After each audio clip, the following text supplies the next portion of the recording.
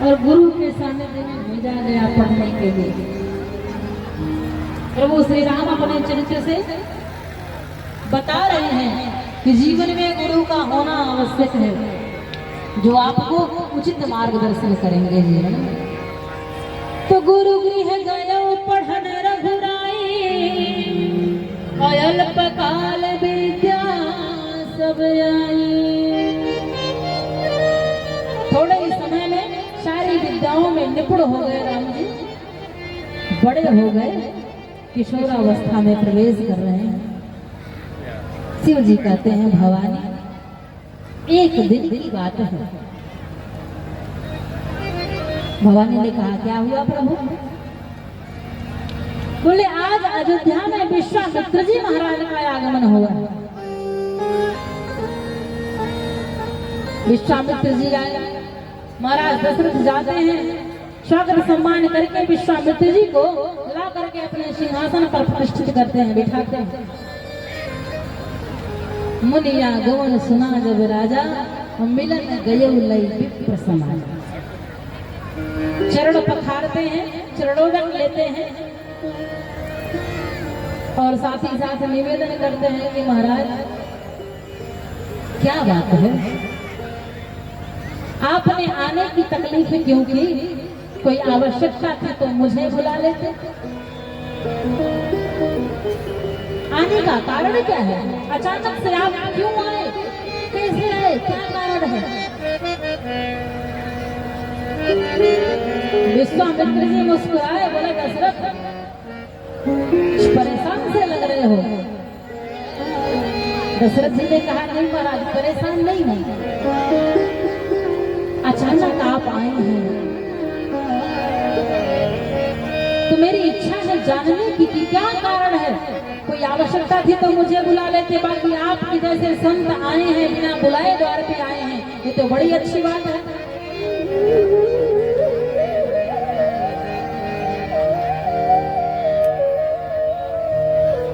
बड़ी हलचल है भाई, बारिश हो रही है और जैसा पात्र रखोगे बारिश में खुले आसमान के नीचे, उतना ही पानी भर पाओगे आप लोग।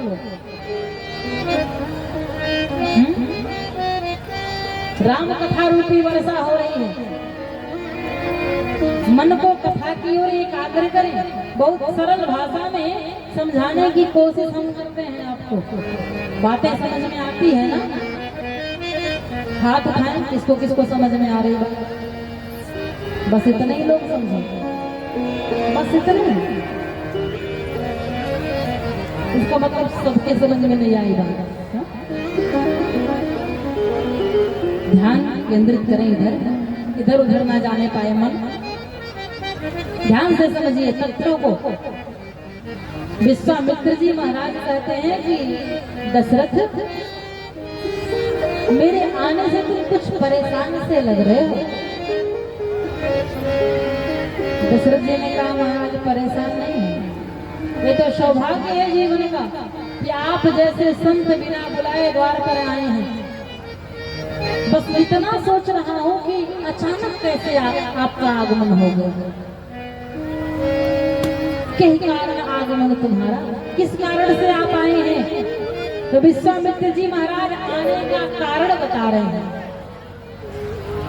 कि असुर समूह सतावहि मोहि, मैं जाचन आयो नृप तोहि।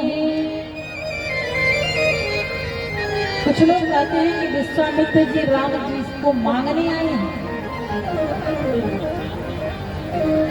तो मांगने तो आए हैं, पर अभी विश्वामित्र जी ने कुछ मांगा नहीं है।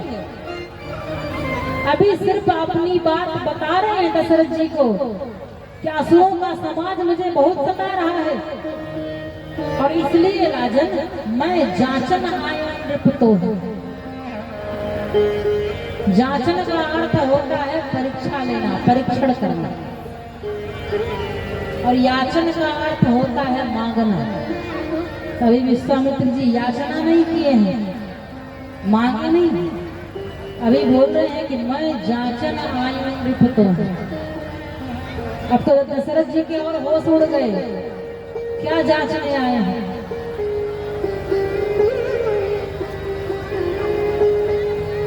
अब कई चीजों का परीक्षण करने आए हैं विश्वामित्र जी। पहला परीक्षण कि विश्वामित्र जी के कानों तक ये बात पहुंची कि अयोध्या में ब्रह्म ने अवतार लिया है दशरथ नंदन के रूप में, तो विश्वामित्र जी को विश्वास नहीं हुआ। विश्वामित्र जी ने सोचा कि भला ब्रह्म दशरथ नंदन के रूप में क्यों अवतार लेंगे, पर लोग कह रहे हैं तो एक बार जा करके मैं देख लूं। तो कहते हैं विश्वामित्र जी महाराज शस्त्र और शास्त्र दोनों के ज्ञानी हैं। पहले राज ऋषि थे, बाद में ब्रह्म ऋषि बन गए तपस्या के द्वारा। तो शस्त्र शास्त्र दोनों के ज्ञानी विश्वामित्र जी आज आए हैं।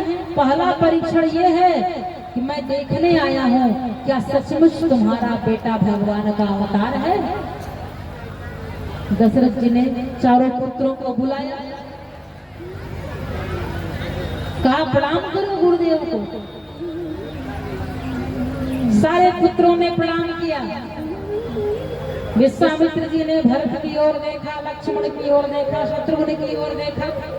सबकी ओर देखने के बाद विश्वामित्र जी राम जी की ओर देखे, तो राम जी को जब देखे तो वहां से अपनी दृष्टि नहीं हटा रहे। तुलसी बाबा लिखते हैं कि राम देख मुनि देह बिहारी। राम को देखने के बाद विश्वामित्र जी शुद्ध बुद्धि भूलने लगे, तो मन में निर्णय कर लिया कि इस बालक को देखने से भगवान का ध्यान भी मुझसे छूट जा रहा है। इसका मतलब है कि इस बालक में कुछ विशेषता है।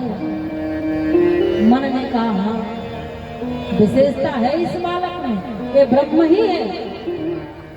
तो पहला परीक्षण तो हो गया कि विश्वामित्र जी परीक्षण कर लिए कि हाँ वास्तव में ब्रह्म ने अवतार लिया।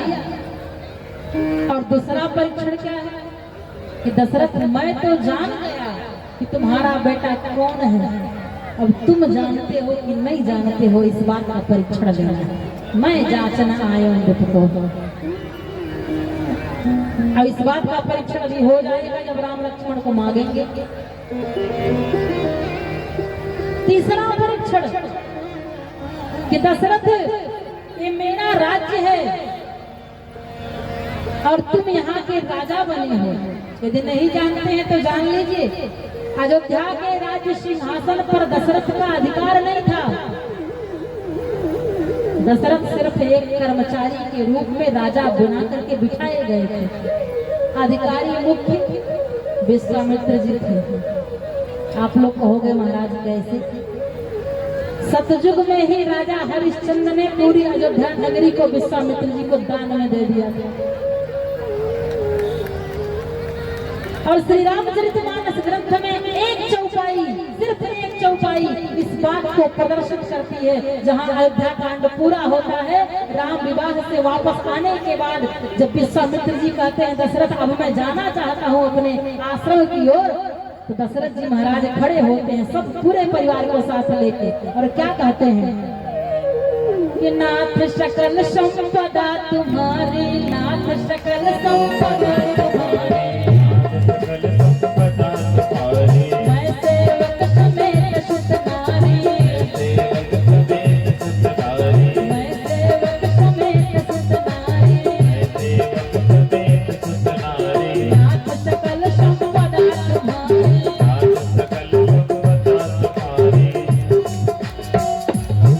ये तीसरा परीक्षण है कि दशरथ मैं जांचने आया नृप तो ही।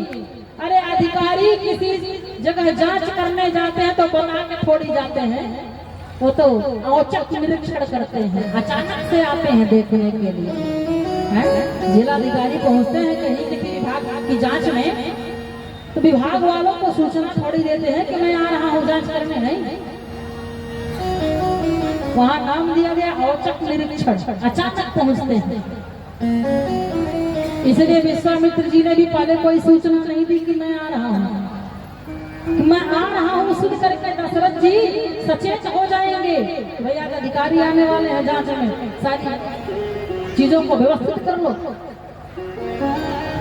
ये तीसरा परीक्षण है कि दशरथ मेरे राज्य में और तुम्हारे शासन काल में मेरी प्रजा किस हाल में जी रही है, मैं जांचन आयो नृप तो ही तुम्हारा परीक्षण करने आया हूँ। और चौथा परीक्षण क्या है? भौगोलिक आधार पर यदि देखा जाए, मानचित्र के आधार पर, तो एक तरफ अयोध्या नगरी, एक तरफ जनकपुरी, एक तरफ अयोध्या नगरी के राज्य की सीमा, एक तरफ जनकपुर के राज्य की सीमा, और इन दोनों राज्यों की सीमा के बीच में विश्वामित्र जी का आश्रम है। तो विश्वामित्र जी परीक्षण करने आए हैं कि चक्रवर्ती सम्राट हो, और चक्रवर्ती सम्राट को इस तरह से चैन की नींद सोना शोभा नहीं देता। तुम्हारे राज्य की सीमा के बाहर शत्रु आकर के बैठा हुआ है, राक्षस आके बैठे हुए हैं, कब तुम्हारे राज्य में प्रवेश कर जाए। आज राजन तुम्हें जगाने के लिए मैं आया हूँ। जो इतना बोले त्यों दशरथ जी बोले, महाराज तुरंत धनुष बाण उठाता हूँ, चलिए जितने दैत्य हैं सबका संहार करता हूँ। विश्वामित्र जी ने कहा, सावधान दशरथ, जब अब तक समाधान नहीं किए, अब तक युद्ध करने नहीं गए, तो अब आगे मत चलो मेरे साथ। अब आगे मेरे कुटी की रक्षा करने तुम नहीं जाओगे। दशरथ जी ने कहा, महाराज क्षमा करना, पर आज ही आपने जगाया मुझे, आज ही आपने चेताया, तो आज मैं चलने को तैयार हूँ। चलिए किसका किसका वध करना है। विश्वामित्र जी ने कहा, तुम कुछ नहीं करोगे,